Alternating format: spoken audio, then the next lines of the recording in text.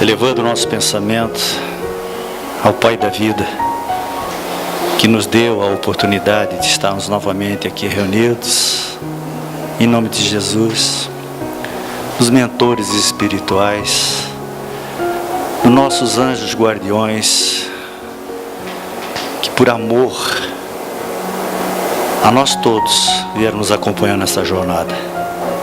Por isso, só temos que louvar ao Pai misericordioso, que nos concede tantas oportunidades no melhoramento, através dos exemplos de Jesus, da paciência, da tolerância, da concórdia, da amorosidade e principalmente da ternura que todos nós devemos ter, principalmente com o próximo, aquele tão próximo ou pouco próximo que está conosco para o nosso desenvolvimento, para o êxito da jornada. Esse agradecimento, Senhor, é pela reencarnação, porque sabemos que se estamos aqui novamente encarnados, é para termos um êxito na nossa jornada, nos nossos propósitos de transformação íntima tão necessários. Dê-nos, Senhor, a coragem, a fé, a esperança de que sairemos dessa jornada vitoriosos.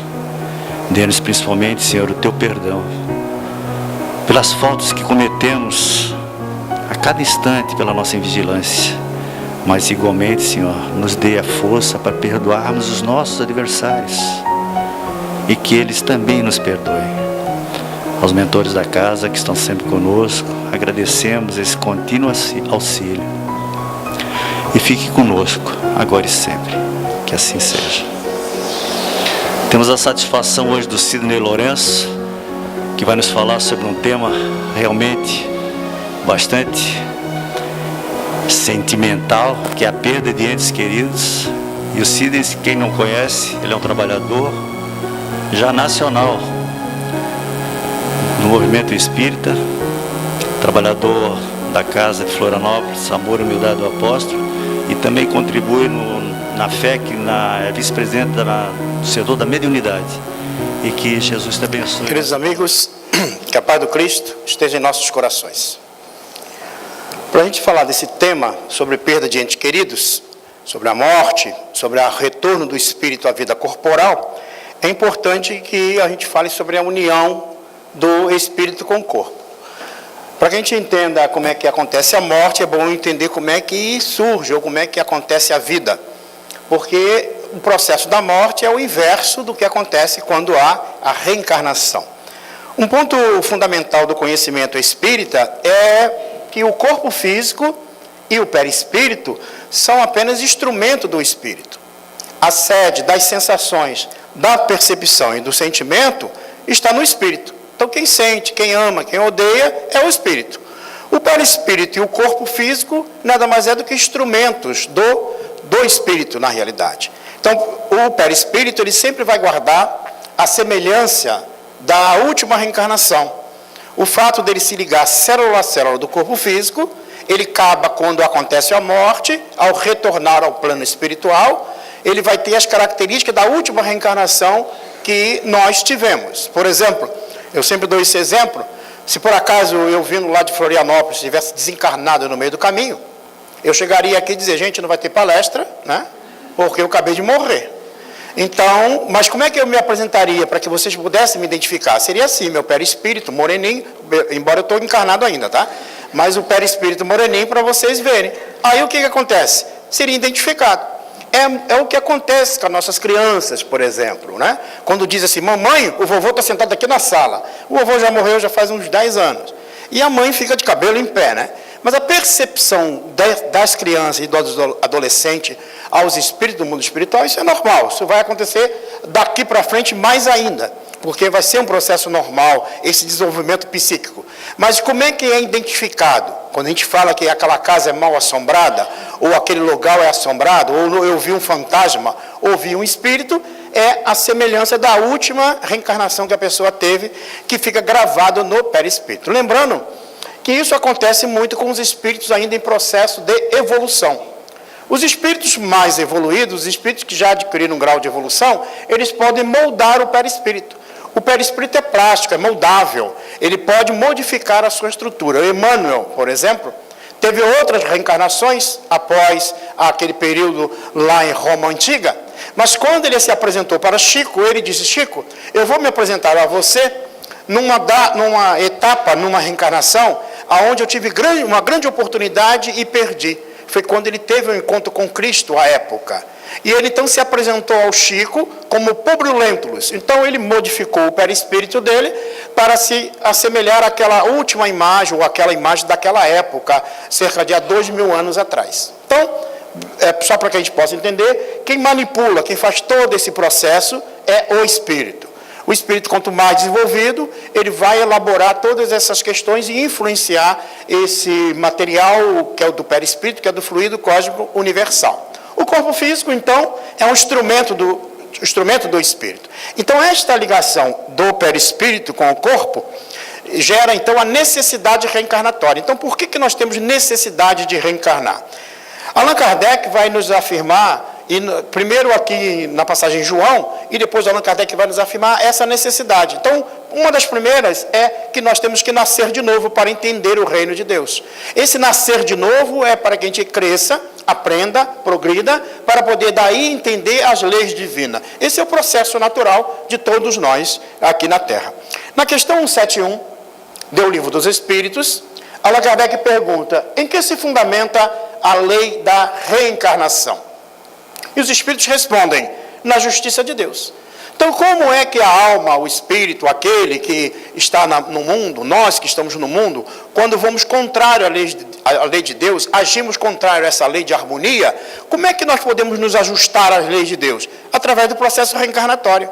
Como é que nós vamos diminuir o ódio, o rancor, o ressentimento, as mágoas, que muitas das vezes nós acalentamos durante todo o nosso processo reencarnatório? Muitas das vezes tendo a oportunidade de conviver de novo com aqueles que por algum motivo nós prejudicamos. Então, nós somos levados à reencarnação para um processo de aprendizado. Então, a reencarnação se torna necessária para atender à própria justiça divina. Imagine, por exemplo, você ter lá no edifício, no prédio, no condomínio onde você mora, que geralmente tem alguns casos assim, aquele vizinho que você não vai muito com ele. E aí você já não fala com ele. E Deus é tão bom que quando tem um vizinho assim, ele bota para morar no mesmo andar que o teu, de preferência, né? Para poder ver se ajusta. Mas a gente não quer se ajustar. E aí o que acontece? Você vai descer no elevador, na hora que tu vai descer, o vizinho também, você finge que esqueceu alguma coisa, só para não descer com aquela criatura dentro do elevador. No dia da reunião de condomínio, tu bota a cadeira de costa para ele, né? Tem até vizinho que briga, ou entra com o outro na justiça, ou seja, tem uma série de coisas que acontecem. Bom, mas você esquece que você é um espírito, ele também é um espírito. O tempo passa, você deixa o corpo físico, ele também deixa o corpo físico. Você se programa para reencarnar, reencarna, nasce novamente, você constitui uma família, encontra aquela que você se apaixona, ou aquele, constitui uma família e nasce aquela coisa maravilhosa. Aquela bochechinha rosada, né? A gente beija, abraça, bota no Face. Na minha turma nasce meio cinzinha. Mas da de vocês nasce rosado. E tira foto, coloca no Face. Aquela coisa, dá a vida pelaquela criaturazinha. Bom, mas imagine se alguém chegasse para você, principalmente aqueles médios de ponto de ônibus, que olha para você e diz: está carregado, estou vendo 10, aí a pessoa já não dorme, né? E diz assim: sabe quem é esse aí? Está no teu colo? É ele mesmo. Voltou. O vizinho. Então veja, como é que eu vou poder apagar a mágoa do passado? Né? Através do amor. Então agora eu esqueço, eu não lembro mais o que eu fiz, eu não lembro mais que aquele que eu magoei, eu não me lembro mais que ele que eu odiava, e agora, pelo amor, eu recupero. Ou seja, é a proposta do Cristo, né? Que é o amor cobre a multidão de pecados, de erros, de dificuldades. Então a reencarnação, ela vem entender justamente a justiça divina. Então aquilo que eu não faço, malbaratei, eu vou ter que ajustar. E o número de reencarnações serão inúmeras. Não existe um número definido, 10, 20, 30, 200, 1000, não importa, porque depende de cada um de nós. Nós ainda estamos nessa faixa vibratória de necessitar reencarnar para isso. A necessidade da reencarnação já é um sinal de que temos necessidades de modificação, aprimoramento e aprendizado. Só o fato de estarmos na fieira das reencarnações é porque precisamos nos modificar, nos aprimorar e aprender. Então, sempre estamos no processo de aprendizado. Todos, sem exceção, que nós nos encontramos na Terra. Mas em que momento há essa união? Allan Kardec, na questão 344, pergunta aos espíritos: em que momento a alma se une ao corpo? E os espíritos respondem: a união começa com a concepção, ou seja, na fecundação, e se completa no nascimento. Então, nós vamos estar descrevendo aí como é que acontece esse processo. Desde o instante da concepção, o espírito designado para habitar aquele corpo, a ele se liga por um laço fluídico. Então, um laço de quê? Do perispírito. Esses laços fluídicos, então, se ligam àquele futuro corpo que está em formação, e a partir do momento que há a ligação, a multiplicação celular orgânica, o perispírito se enovela na estrutura orgânica e vai apertando os laços até que há o nascimento da criança. Então, o espírito então está conectado, ligado estruturalmente a esse corpo. E vai permanecer até um dia em que for abreviado através da morte do corpo físico, onde haverá o processo de desprendimento. No livro Missionários da Luz, André Luiz vai nos descrever a reencarnação de Sigismundo. Sigismundo voltará à vida física, a situação assim exige e é necessário o resgate. Então, é um espírito que vai reencarnar, que tem uma necessidade reencarnatória com aqueles que ele prejudicou em vidas passadas. Raquel e Adelino, que são os pais, receberão Sigismundo como filho. E a reaproximação, qual o objetivo dessa reencarnação? É a reaproximação dos antigos adversários e a santificação do sentimento. Então, o processo reencarnatório aí é justamente para o quê? Para mudar aquele quadro de mágoa, de ressentimento, de ódio, porque Sigismundo, na vida anterior, foi amante daquela que agora é sua mãe e matou aquele que hoje é seu pai. Então, ele criou uma dificuldade e agora ele reencarna como filho dos dois. Então, há todo um processo de dificuldade do próprio Adelino em receber este Sigismundo. O mundo espiritual intervém. Bom, mas em resumo, o processo reencarnatório, então, ele é preparado. Então, a preparação para a união da alma com o corpo começa desde o momento em que os espíritos, construtores, o geneticista do plano espiritual, que conhece todo esse processo, começaram o trabalho de magnetização do perispírito. Então, o perispírito daquele espírito que vai reencarnar recebe um processo magnético onde há um restringimento desse perispírito e há como se fosse um mapa, na realidade, do que vai acontecer futuramente naquele corpo que ele vai habitar. À medida que se intensificam as operações magnéticas, tornava-se Sigismundo mais pálido e menos lúcido. Então, para que o espírito, nós venhamos a reencarnar, entramos num processo de perturbação, de falta de consciência daquilo que nós fomos em vida anterior. É como se nós entrássemos em um processo de esquecimento e não vamos mais recordar de cenas, de situações, até para não perturbar o processo reencarnatório. Por isso que é um processo de perturbação, de esquecimento. Para quê? Para que haja o processo reencarnatório sem nenhuma dificuldade. A forma de Sigismundo assemelhava-se agora a uma de uma criança. Então, aquele perispírito, vamos supor que eu desencarnei adulto, ao reencarnar, é restringido numa forma pequena, acoplado no perispírito da mãe, para poder se ligar àquele corpo físico, futuro corpo físico, que vai ser desenvolvido célula a célula. Os construtores geneticistas examinam os mapas cromossomiais. Então, a estrutura dos cromossomos são verificados. Por exemplo, os 23 pares de cromossomos gerados pelo espermatozoide e os 23 cromossomos gerados pelo óvulo. Então, aí no espermatozoide, que tem milhões de espermatozoides, um deles será aquele que vai ter a estrutura genética necessária para se unir ao óvulo e então gerar aquela célula de 43 cromossomos, gerando então, dando a vida àquele novo corpo com as características necessárias que aquele espírito necessita. Se tiver uma má formação congênita, se tiver alguma característica física, hereditária, se tiver alguma característica, vamos dizer, na área psíquica, tudo isso é provocado pela necessidade reencarnatória daquele espírito, aquele que vai reencarnar. Embora a ciência o identifique como uma má formação congênita, mas há uma intervenção, há uma ligação daquele que reencarna, modificando essa estrutura do ADN. A união da alma com o corpo, aí o Alexandre, que é o mentor espiritual do André Luiz, indica, então, aí energizando o óvulo, nesse caso de Raquel, a futura mãe, e também ele energiza aí o potencial magnético do espermatozoide. Aquele que geralmente ganha a corrida, geralmente é esse que recebeu o magnetismo necessário, porque ele tem na estrutura cromossomial dele aquilo que o espírito necessita. Ou seja, nós colocamos para fora no nosso corpo físico aquilo que está desarmonizado por dentro. Então, o corpo nada mais é do que um mata-borrão do espírito. Então, nós, espírito, enquanto estamos desajustados perante as leis divinas, ao reencarnar, transferiremos para o corpo físico essas necessidades. E à medida que vamos evoluindo, ou expiando, ou passando provações, nós vamos nos liberando dessas dificuldades. Até que esse processo se complete, e leva alguns bilhões de anos, naturalmente, para que a gente evolua e chegue a estado de espírito puro. Mas, à medida que nós estamos ainda nesse processo reencarnatório na Terra, é o processo mais comum que existe entre todos nós. E aí, aquele que chega à frente é o espermatozoide, né, focalizado por Alexandre, ele ganhou a nova energia e avança rapidamente na direção da célula feminina. E ao chegar à célula feminina, é ele que vai ter o componente adequado, energeticamente falando, para poder penetrar no óvulo. Ainda sob o influxo magnético, o espermatozoide vitorioso prosseguiu a marcha. Depois que atravessou a periferia do óvulo, alcançou o seu núcleo. E aí então começa a ver a multiplicação celular. Ambas as forças, masculina e feminina, formavam agora um só foco de luz. Então a vida se estrutura dentro de um processo belo, dentro de um processo harmonioso.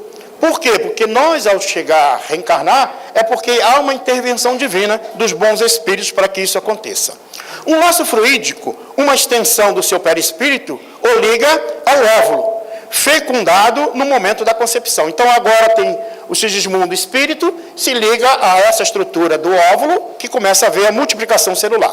Começamos com essa célula de 46 cromossomos, e hoje somos aí um corpo com alguns trilhões de células. Então, essa multiplicação das células, então, tem junto a ela a tessitura do perispírito. Então, está enovelado o perispírito a cada célula do nosso corpo físico. O espírito, então, é atraído por uma força irresistível, quando entra o processo da reencarnação, e à medida que o óvulo se desenvolve, o laço se encurta, vai apertando, até que vá acontecer o reencarne. O espírito entra em estado de perturbação, como já falamos, perdendo a consciência e esquecendo-se do passado. Então, é um processo normal, que acontece com todos nós. O perispírito, então, se liga a molécula, como eu já disse, né, na formação do corpo até o nascimento. O processo de reencarnação difere ao infinito, porque aqui nós estamos falando de um processo normal de reencarnação, mas tem particularidades para cada alma, para cada situação. Os espíritos de grandes elevações, os espíritos mais evoluídos, eles, quando têm que reencarnar, quase dispensam ajuda espiritual, porque eles podem direcionar todo o processo sem precisar de alguma ajuda dos espíritos que são construtores, mas mesmo assim, sempre há uma assistência.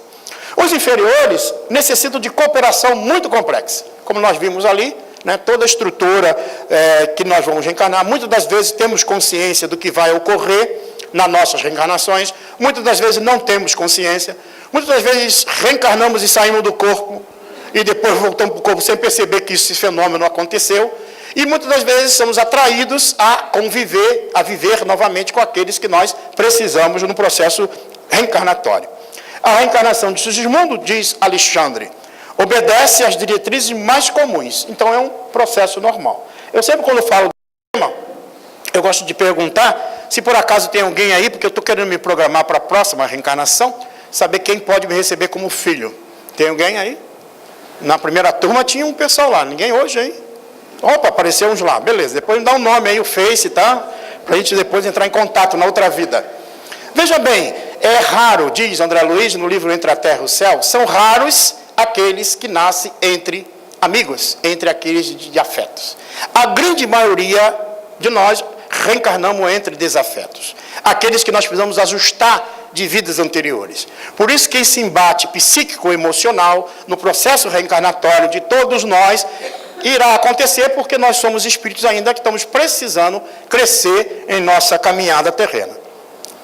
A reencarnação, então, é uma programação espiritual, então a programação vem do plano espiritual, e muitas vezes a gente fala assim, eu não queria reencarnar, queria sim, pediu, não lembra, mas que pediu, né? Para reencarnar com aquele grupo, encontrar fulano, encontrar Beltrano, ou seja, tem de uma certa forma alguma necessidade. Muitas das vezes a gente não lembra ou até se arrepende do que pediu. 2 fatores são fundamentais para que a gente saiba, porque muita gente quer saber o que foi na vida passada, ainda mais agora que está todo mundo sem dinheiro, né? Eu acho que eu fui rei, eu fui rainha, eu gastei tudo e agora eu vim sem nada. Nada disso, porque não tinha tanto reinado para tanta gente assim, tá? Tem muita gente sem dinheiro. Então, o que acontece? Muitas das vezes a gente não lembra, e não é necessário lembrar. Eu quero fazer uma regressão para saber o que foi. Às vezes a pessoa, quando faz essas regressões e fica sabendo, se perturba mais ainda, porque fica sabendo de coisas e depois não dá conta desse material que vem para a sua mente. Embora alguns terapeutas com muito mais especialidade conseguem fazer os bloqueios necessários. Mas algo de fazer por fazer, em qualquer lugar, sem nenhuma prática correta, leva o indivíduo a perturbações maiores. Mas Allan Kardec nos diz, no capítulo 5 do Evangelho segundo o Espiritismo, que tem 2 fatores que dá para a gente saber o que a gente fizemos na vida anterior, sem precisar pagar nenhuma terapia, né?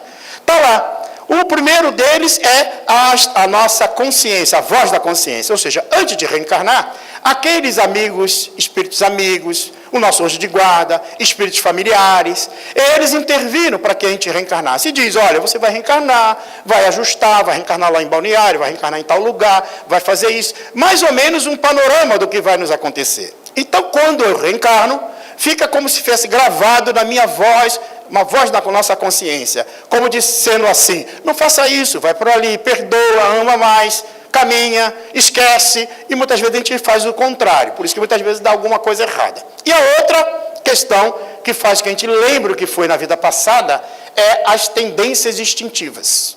Então, se queres dizer o que andas, diga o que tu pensas. Então, o que tu sente? Como é que é a tua tendência instintiva? O que tu deseja no teu íntimo, no teu coração? É esse ponto, diz o codificador, que devemos prestar atenção.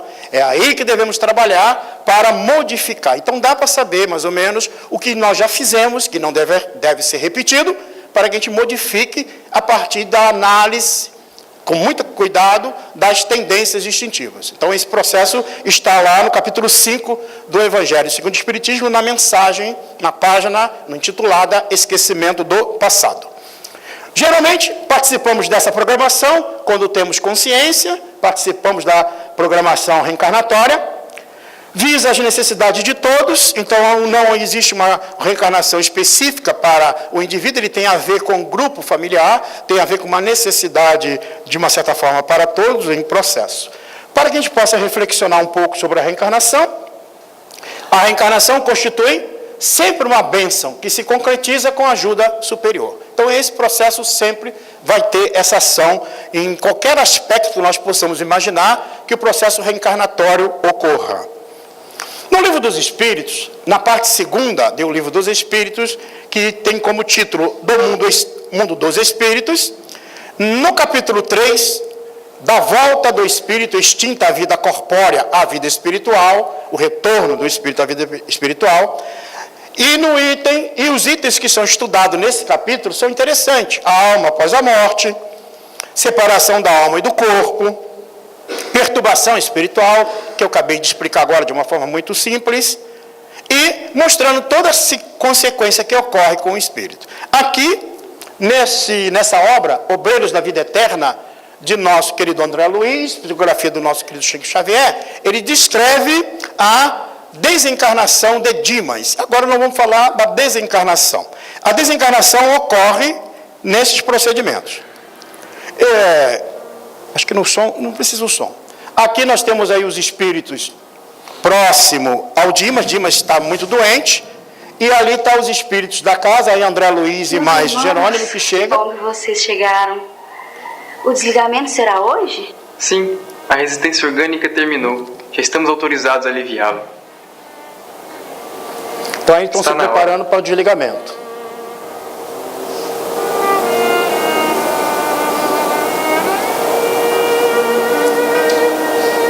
Dimas, não obstante dedicado à causa do bem e compelido a grande esforço de cooperação na obra coletiva, descuidou-se de incentivar a prática metódica da oração em família no santuário doméstico. A esposa do médium, ao pé dele, mantinha-se firme ao seu lado, olhos vermelhos de chorar, emitindo forças de retenção amorosa que prendiam o moribundo em vasto emaranhado de fios cinzentos, dando-nos a impressão de peixe encarcerado em rede caprichosa. Teria de ser o primeiro empecilho a ser removido. Então nós notamos aí que o mundo espiritual então começa a trabalhar para tirar essa rede, né, que ela o mantém preso, que é uma retenção amorosa. Um sentimento bom, mas que na realidade está dificultando o processo desencarnatório. Magnética, eu me esforçava para modificar-lhe as vibrações mentais. Hipólito e Luciana teceram uma rede fluídica de defesa em torno do leito para que as vibrações mentais inferiores fossem absorvidas. Então há toda uma proteção. Trabalhava a fim de tranquilizar a esposa para dar continuidade à tarefa.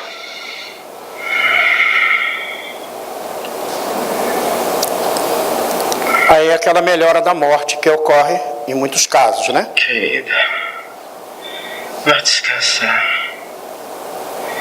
Gostaria de vê-la bem mais forte. Sinto-me bem melhor. Sinto que o dia será de calma e reconforto. Pode ir. Tem certeza, querido? Estou bem. Pode ir. Então, inspirado pelos mentores espirituais, ele fala para que ela descanse, para que ela se libere. Então aí ela sai do quarto, vai para um outro aposento, aí o momento que o mundo espiritual utiliza para poder fazer o processo de desligamento de Dimas, o espírito, né, dele, e o perispírito do corpo físico. Embora ela estando em outro ambiente, ela também pode influenciar tudo isso. Para que suas emissões mentais não nos alterem o esforço. Então os outros espíritos vão continuar cuidando dela. Através da mentalização, Jerônimo forneceu a oportunidade da oração final ao nosso amigo. Meu Senhor Jesus Cristo, creio que atingi o fim de meu corpo, do corpo que me deste por algum tempo, como dádiva preciosa e bendita. Não te posso implorar a bênção da morte pacífica, porque nada fiz de bom ou de útil por merecê-la. Maria Santíssima, se é possível, amada Santa, socorre-me com o teu compassivo e desvelado amor. Sou agora também o menino frágil, com fome do afeto maternal, nesta hora suprema. Oh, se eu pudesse contar também com o socorro da abençoada mãezinha que a morte arrebatara há tantos anos. Então ele faz a prece envolvendo a mãe dele, que já está no plano espiritual, em condições de assisti-lo, né? Ela se apresenta. Sempre quando o nosso ente querido tem condição de assistir, ele já assiste. Quando não tem, eles não têm a permissão para estar junto. Materno, parecia esquecer agora todas as mágoas, sentindo-se amparado, quase feliz. Ordenou Jerônimo que me conservasse vigilante. Agora começa o processo desencarnatório. À fronte do enfermo, passando logo após ao serviço complexo e silencioso de magnetização. Havíamos iniciado o desligamento. Então lembra que eu falei que se liga célula a célula, quando reencarna, agora o processo é inverso. Então tem que haver o desligamento célula a célula, dos membros inferiores até chegar à última glândula, à última estrutura que o espírito ainda se mantém ligado, que é a glândula epixopineal, que fica, né, no nosso cérebro. As fibras inibidoras no cérebro. Começou a operar sobre o plexo solar, desatando laços que localizavam forças físicas. É, o plexo solar, com espanto, a parte cardíaca. Certa porção de substância leitosa. Aí são a substância do perispírito que está sendo, então, vamos dizer assim, desconectada das células. Sobre o tórax, relaxou os elos que mantinham a coesão celular no centro emotivo, operando sobre determinado ponto do coração. A outra área que também substância precisa ser desprendia-se desconectada. do corpo, do epigastro à garganta. Mas reparei que todos os músculos trabalhavam fortemente contra a partida da alma, opondo-se à libertação das forças motrizes, em esforço desesperado, ocasionando angustiosa aflição ao paciente. Alcançáramos o coma em boas condições. Era a última etapa. Começa então a todo o seu formação potencial do de energia perispírito na com a fossa última forma armorial, que ele tinha Jerônimo quebrou alguma Também coisa que não pude perceber com minúcias. encarnado. E brilhante chama violeta dourada desligou-se da região craniana, absorvendo instantaneamente a vasta porção de substância leitosa já exteriorizada. Quis fitar a brilhante luz, mas confesso que era difícil fixá-la com rigor. A chama mencionada transformou-se em maravilhosa cabeça, em tudo idêntica à do nosso amigo em desencarnação, Isso é tudo constituindo-se comandado após pelo ela espírito todo o corpo desencarnado e o espiritual próprio de espírito Dimas, daquele que membro a desencarna, membro, tá? traço a traço. Dimas desencarnado estava ligado ao corpo através apenas de leve cordão prateado, semelhante a um elástico entre o cérebro de matéria densa, abandonado, e o cérebro de matéria rarefeita do organismo liberto. E agora, padre? O desencarne está completo? Aos olhos da carne, sim, mas para nós o trabalho continua. O cordão fluídico deverá permanecer por mais um dia, considerando as necessidades do morto, que ainda não está preparado para o desencarne mais rápido. Então acontece que o desencarne total acontecerá no dia seguinte. Ainda permanece ligado ao corpo, né? Principalmente até o velório, né? Aí então já dá para se perceber foi o permitido corpo que e o Dimas tivesse perispírito, defesas pessoais, semelhante ao corpo. mas a residência, Como eu disse no início, conservava-se à mercê da visitação de qualquer classe. As câmaras mortuárias não devem ser pontos de referência à vida social, mas recintos consagrados à oração e ao silêncio. Então, esse momento é O importante para sentimentalismo auxiliar exacerbado da família o espírito. inconformada é sempre prejudicial ao processo de desligamento. Então daí vocês podem perceber que desencarnar assim é muito bom, né? Muita gente já ficou com vontade de desencarnar aí, né? Não hoje, não agora, mas... Então já dá para ter uma ideia como é que o desencarne é acompanhado pelos espíritos. Então eles começam a fazer todo esse processo de desligamento e muitas das vezes o espírito permanece ligado ao corpo até o dia seguinte, acompanha de uma certa forma, está junto no velório e se por acaso, como hoje, né, pela questão de sanitária, né, de melhoria, tem o crematório, então geralmente esse processo ocorre 3, 4 dias depois, então o que tem um tempinho é para se desligar do corpo, né?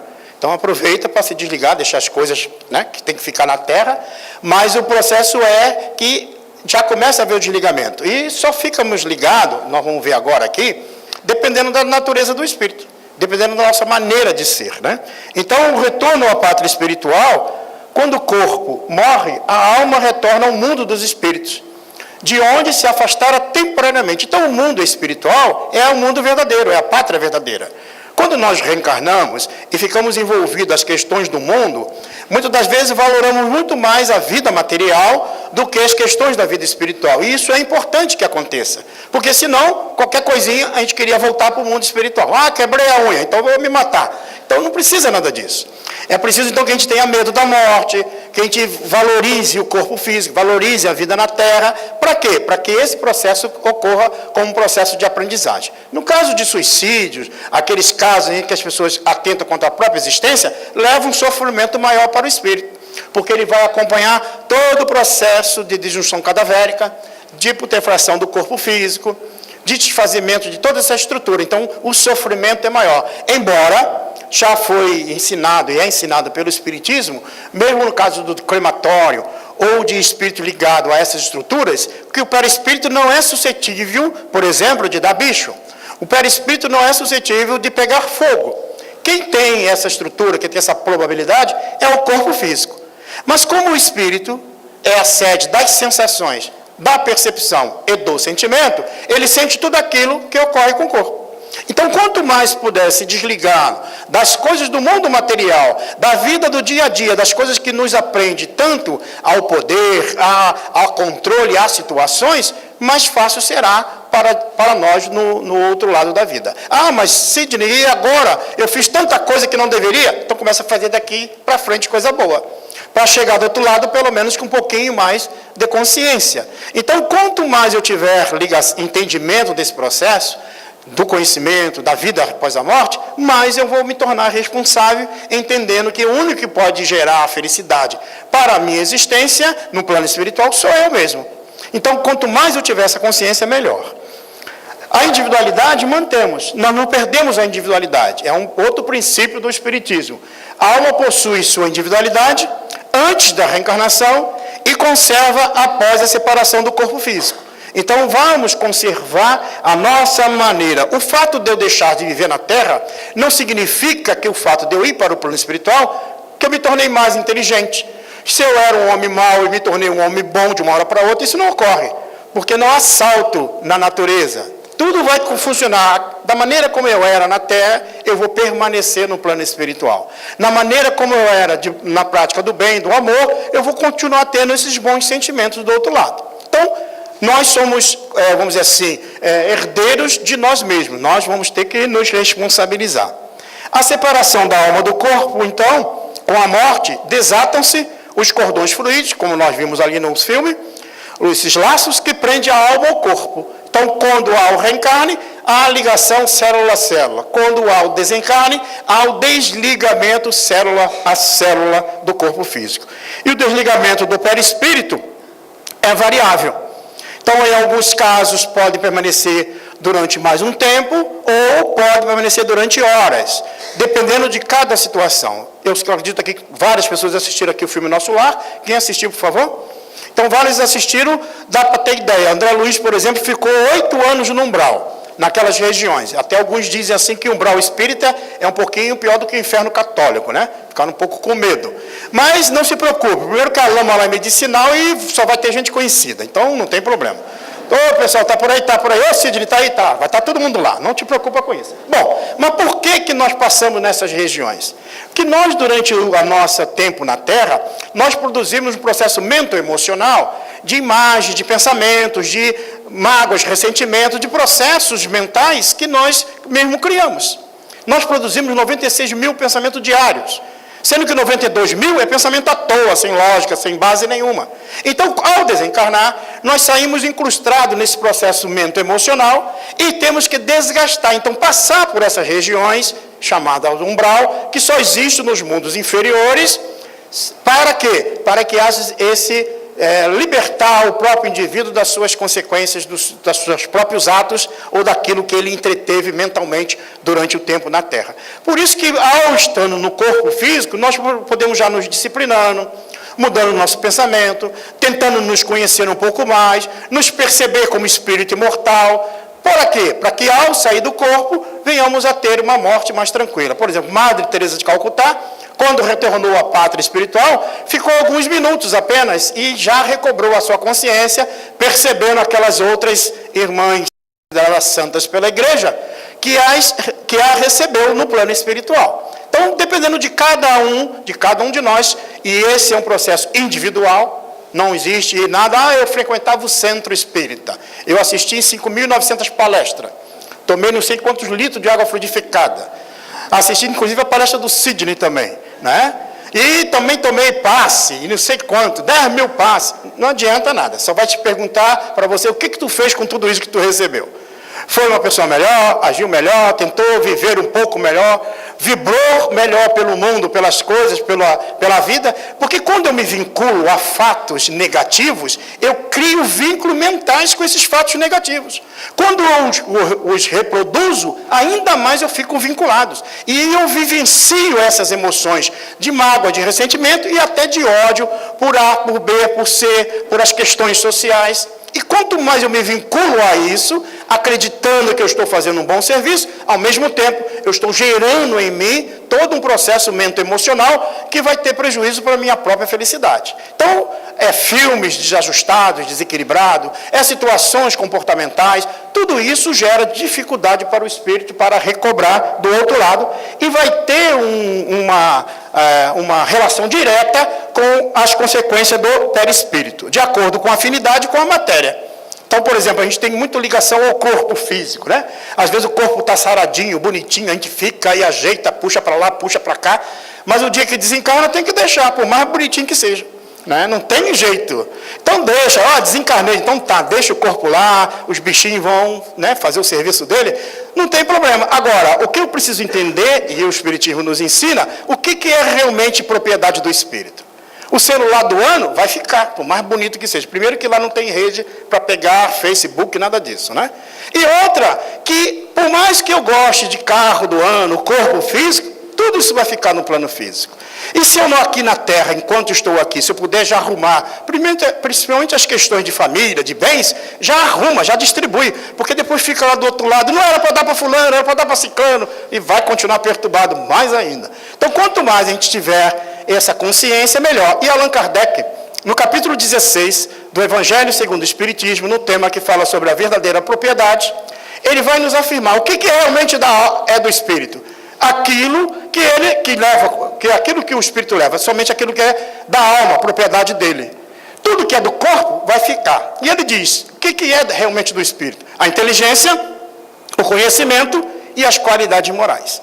A inteligência que nós possuímos por sermos filhos de Deus, sermos espíritos inteligentes, o conhecimento que adquirimos, não só os conhecimentos do mundo, mas principalmente o conhecimento da vida espiritual, e também as qualidades desenvolvidas, as qualidades morais desenvolvidas. Isso que vai nos valer quando chegarmos, ou é propriedade nossa, melhor dizendo, e não vamos perder nunca, quando chegarmos no plano espiritual.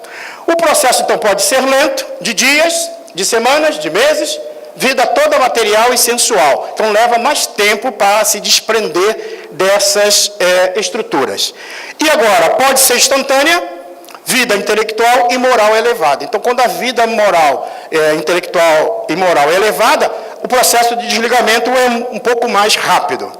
A perturbação, como nós falamos lá, ocorre devido a essa consciência, depende da evolução de cada um. Então, cada um de nós temos uma percepção sobre o mundo, sobre a vida, sobre nós mesmos, e geralmente ocorre, pode levar horas, meses e até muitos anos. André Luiz permaneceu nessas regiões durante 8 anos. Há espíritos que ficam lá mais anos, até séculos, dependendo da necessidade. O único ponto doutrinário que é importante que a gente entenda, que o espírito e o perispírito vai ter essas características de acordo com o processo evolutivo. Mas à medida que o espírito vai evoluindo, ele vai imprimindo ao perispírito qualidades outras que vai se fundir ao próprio espírito ao longo do processo, até que deixe de, não necessite mais quando o espírito chega a um grau de evolução. Mas quanto mais ainda estamos ligados à Terra, essas necessidades são básicas. O umbral, por exemplo, ela pertence ainda aos mundos inferiores, essas regiões aqui. Por exemplo, a colônia espírita Nosso Lar, que muitas vezes a gente fala e assistimos o filme, ela fica sob o umbral na cidade do Rio de Janeiro. E só lembrando, né, não tem mais vaga para ninguém lá no Nosso Lar, né? Só tem vaga para o pessoal do Rio de Janeiro, tá? Então, como eu sou lá do Rio de Janeiro, né, então tem vaga. Bom, a gente sempre fala isso, brincando, repetindo, né? Por quê? Porque muitas das vezes a gente fica assim, falou sobre a colônia espírita. As colônias espirituais se multiplicam a mãos cheias, em várias partes do orbe, em vários lugares. Aqui em Balneário deve ter umas 3 ou 4 para o pessoal que mora aqui e o pessoal que venha para cá também visitar. Então tem colônia espiritual para todo mundo. Atende a todos, de acordo com a necessidade, porque há um projeto organizado. Por exemplo, a colônia espírita Nosso Lar, ela foi criada pelos primeiros portugueses, mais voltada para a prática do bem, e Fabiano de Cristo, que formou a colônia espírita Nosso Lar para atender, através de quê? Da sua mente, influenciando o fluido cósmico universal e estruturando essas cidades, ou essas estruturas de cidades naquelas regiões, próximas à costa terrestre. Então, da mesma forma, existem outras em diversas partes do mundo, e elas são solidárias entre si. Se tiver que uma auxiliar a outra, sem dificuldade nenhuma. Se uma tiver que receber o espírito dali ou de cá, sem problema nenhum. Não existe essa questão de nacionalidade ou ligação de grupo familiar. Não existe. Quanto mais evoluído o espírito, menos ele se preocupa com essas questiúnculas que nós aqui na Terra damos muita atenção, que dificulta inclusive o nosso entendimento do outro lado. Apresenta-se de acordo com o gênero de morte, repentina, violenta, suicídio. Então, dependendo do tipo de morte que acontece, essa perturbação ela tem a ver com isso.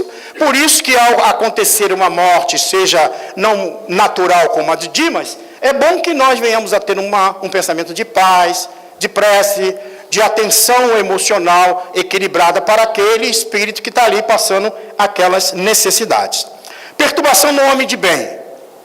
Nada tem de penosa. Então, aquele que praticou o bem e procurou agir no bem, a perturbação nada terá de penosa. Conserva-se calmo durante todo o processo desencarnatório e a consciência é quase imediata.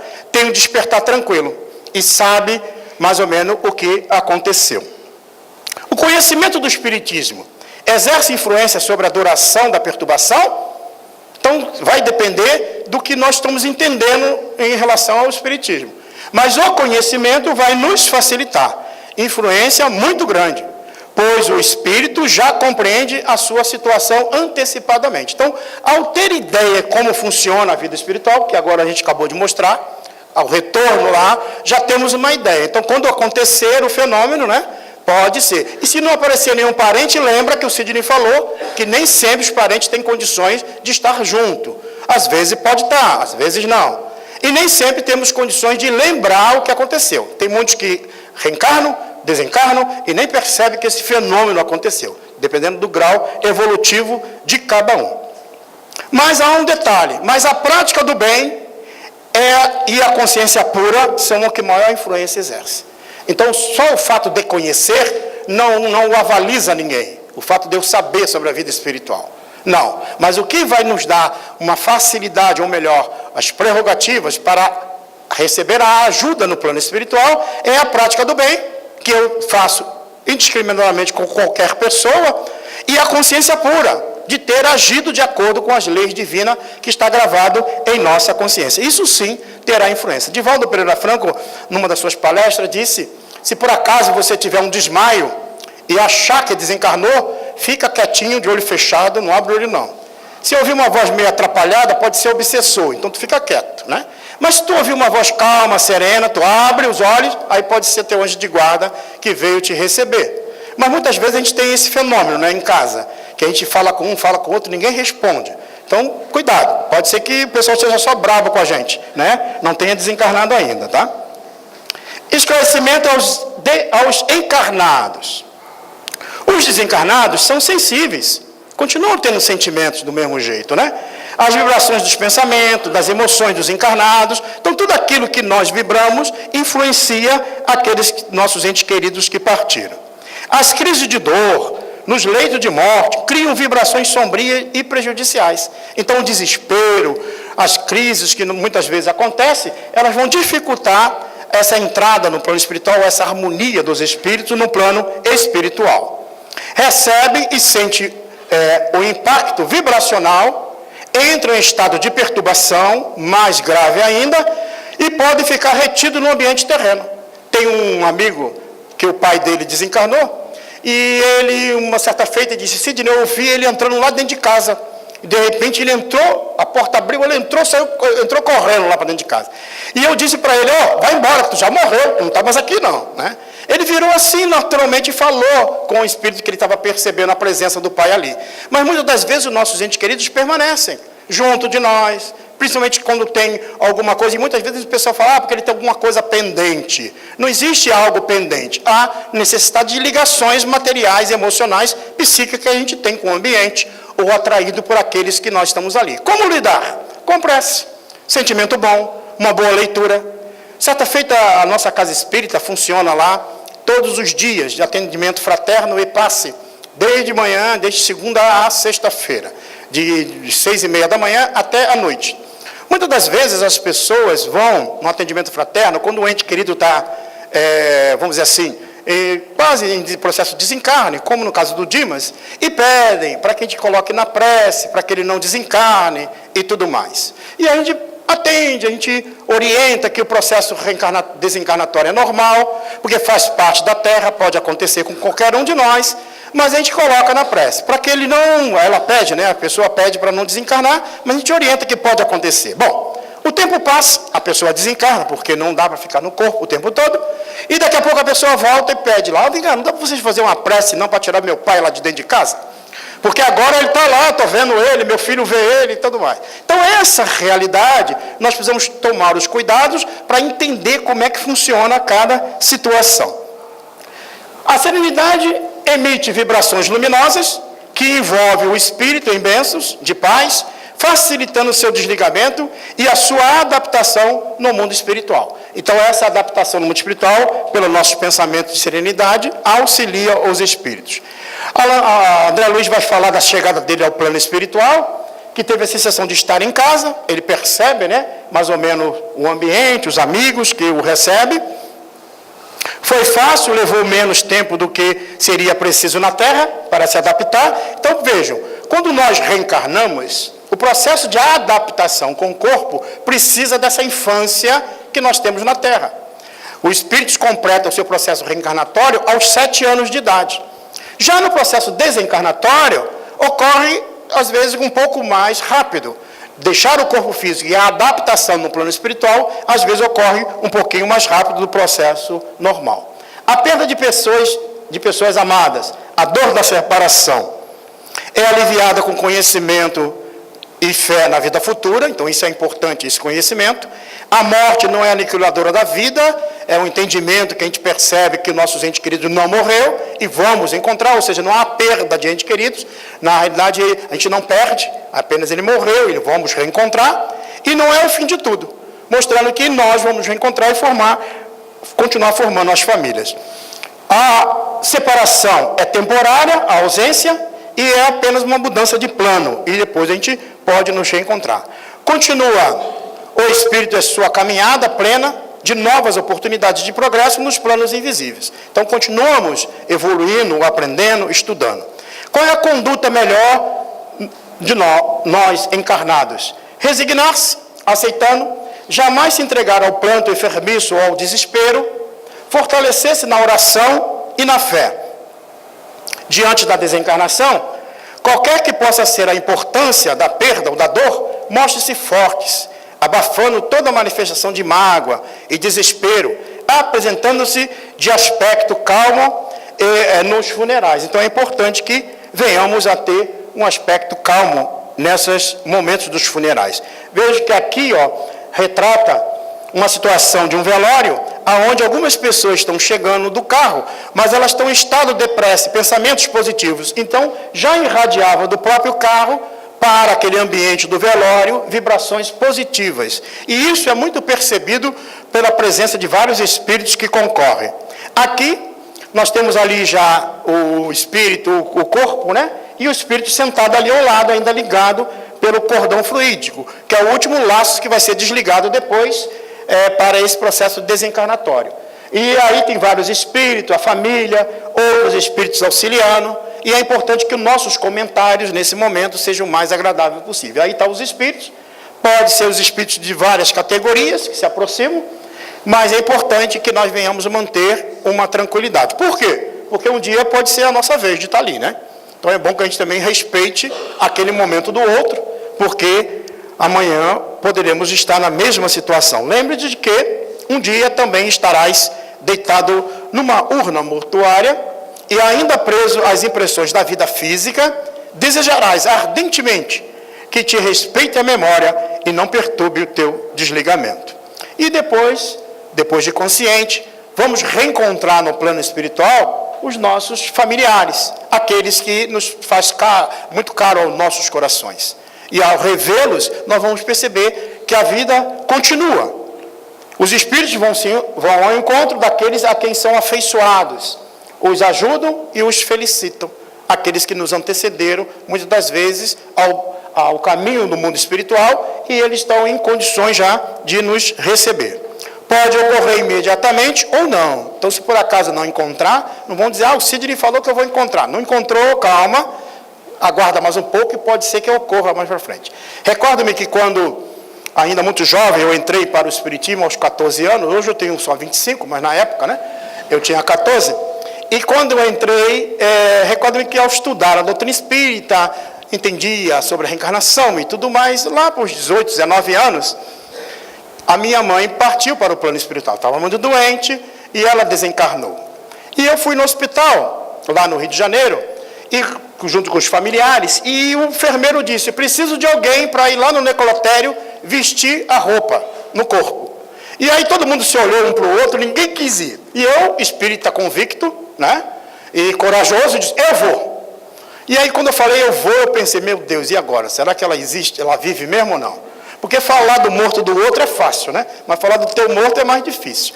E aí eu fui caminhando no corredor até chegar ao velório, e eu fiquei pensando: meu Deus, será que esse negócio de reencarnação existe mesmo?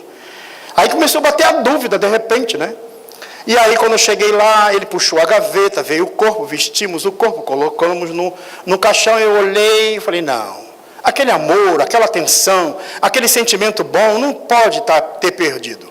Então, aquele momento me respondeu.